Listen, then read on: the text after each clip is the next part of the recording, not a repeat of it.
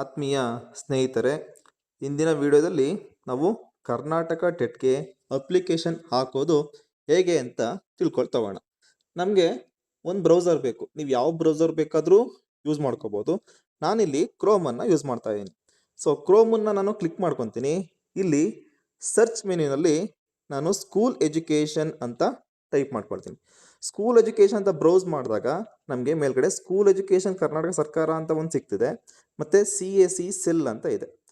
ನಾವು school education ಮೇಲೆ click ಮಾಡಿದ್ರೆ ನಮಗೆ ಕೆಳಗಡೆ ಸ್ಕ್ರಾಲ್ ಮಾಡಿದಾಗ ಬರುತ್ತೆ ಇಲ್ಲಿ click for online application for Karnataka teachers eligibility test ಅಂತ, ಮತ್ತು ಇದರಲ್ಲಿ ನಮಗೆ ನೋಟಿಫಿಕೇಶನ್ ಸಿಗುತ್ತೆ, ಸಿಲೆಬಸ್ ಸಿಗುತ್ತೆ.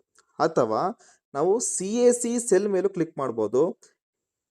TET ಕಾಲ್ ಮಾಡ್ತಾರೆ CAC ಸೆಲ್ ಆಗಿರೋದ್ರಿಂದ ಅಲ್ಲೂ ಕೂಡ ನಮಗೆ ಸಿಗುತ್ತೆ. Click for online application for Karnataka TET ಅಂತ ಇಲ್ಲೂ ಕೂಡ ಇದೆ, ನೋಟಿಫಿಕೇಶನ್ ಸಿಗುತ್ತೆ ಮತ್ತು ಸಿಲೆಬಸ್ ಸಿಗುತ್ತೆ. ಸೊ ಇದು ನಿಮಗೆ ತುಂಬ ಕಷ್ಟ ಆದರೆ ನಾನು ಡಿಸ್ಕ್ರಿಪ್ಷನ್ ಬಾಕ್ಸಲ್ಲಿ ಡೈರೆಕ್ಟ್ ಲಿಂಕನ್ನು ಕೊಟ್ಟಿರ್ತೀನಿ, ಅದನ್ನು ನೀವು ಕ್ಲಿಕ್ ಮಾಡಿಕೊಂಡು ನೀವು ಅಪ್ಲಿಕೇಶನ್ನ ಹಾಕ್ಬೋದು. ಮೊದಲಿಗೆ ಇಲ್ಲಿ ಆನ್ಲೈನ್ ಅಪ್ಲಿಕೇಶನ್ ಫಾರ್ ಕಾರ್ಟೆಟ್ 2025 ಅಂತ ಇದೆ, ಮತ್ತು download Karnataka eligibility test certificate ಅಂತ ಇದೆ.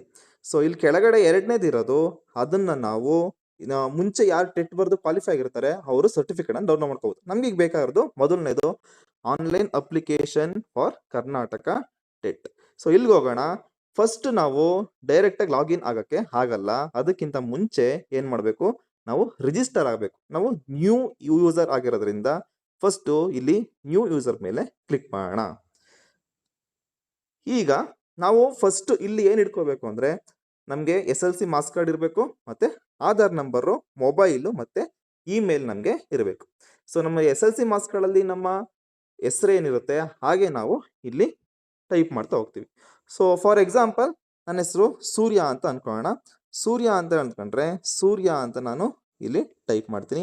ನಮ್ಮ ಇನ್ಶಿಯಲ್ ಏನಾದ್ರು ಇದ್ದರೆ ಇನ್ಶಿಯಲನ್ನು ಇಲ್ಲಿ ಕೊಡ್ಬೋದು. ಓಕೆ. ನಂತರ ನಮ್ಮ ಆಧಾರ್ ನಂಬರ್, ನಿಮ್ಮ ಆಧಾರ್ ನಂಬರಲ್ಲಿ ನಿಮ್ಮ ಆಧಾರ್ ಕಾರ್ಡಲ್ಲಿ ಏನು ನಂಬರ್ ಇರುತ್ತೆ ಅದು ನೋಡಿ. ಸೊ ಆಧಾರ್ ನಂಬರನ್ನು ಟೈಪ್ ಮಾಡಿ. ನಾನು ಇಲ್ಲಿ 12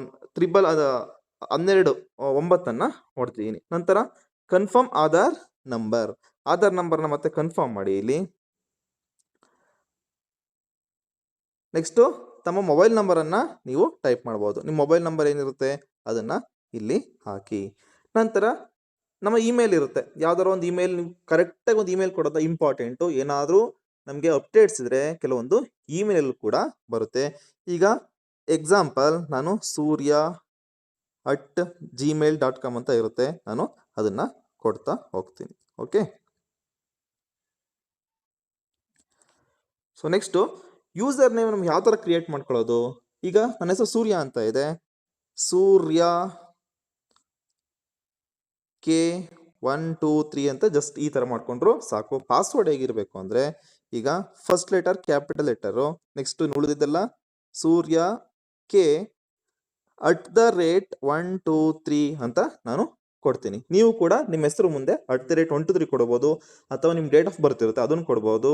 ಸೊ ನಂತರ ಸೇಮ್ ಅದೇ ಪಾಸ್ವರ್ಡನ್ನು ನಾನು ಕೆಳಗಡೆ ಹಾಕ್ತೀನಿ, surya@123 ಅಂತ ಕೊಟ್ಟು ನಂತರ ಏನು ಮಾಡ್ತೀನಿ, ರಿಜಿಸ್ಟರ್ ಮೇಲೆ ಕ್ಲಿಕ್ ಮಾಡ್ತೀನಿ. ರಿಜಿಸ್ಟರ್ ಮೇಲೆ ಕ್ಲಿಕ್ ಮಾಡಿದಾಗ ನಮಗೊಂದು ಅಪ್ಲಿಕೇಶನ್ ID ಬರುತ್ತೆ, ಅದನ್ನು ನಾವು ಸ್ಕ್ರೀನ್ಶಾಟ್ ತಗೊಂಡು ಇಟ್ಕೊಳ್ಳೋಣ. ಮತ್ತು ನಾವು ಯೂಸರ್ ನೇಮ್ ಮತ್ತು ಪಾಸ್ವರ್ಡನ್ನು ನೆನಪಿಟ್ಕೊಳ್ಳೋದು ತುಂಬ ಇಂಪಾರ್ಟೆಂಟ್. ಈಗ ನಾವು ಮುಂದಿನ ವಿಡಿಯೋದಲ್ಲಿ ನಾವು ಅಪ್ಲಿಕೇಶನ್ ಹಾಕೋದು ಹೇಗೆ ಅನ್ನೋದನ್ನು ಯೂಸರ್ ನೇಮ್ ಮತ್ತು ಪಾಸ್ವರ್ಡ್ನ ಬಳಸ್ಕೊಂಡು ಅದನ್ನು ತಿಳಿಸ್ಕೊಡ್ತೀನಂತೆ. ಸೊ ಈ ವಿಡಿಯೋ ಇಷ್ಟ ಆಗಿದರೆ ಲೈಕ್ ಮಾಡಿ, ಸಬ್ಸ್ಕ್ರೈಬ್ ಮಾಡಿ ಮತ್ತು ಶೇರ್ ಮಾಡೋದನ್ನು ಮರಿಬೇಡಿ. Thank you.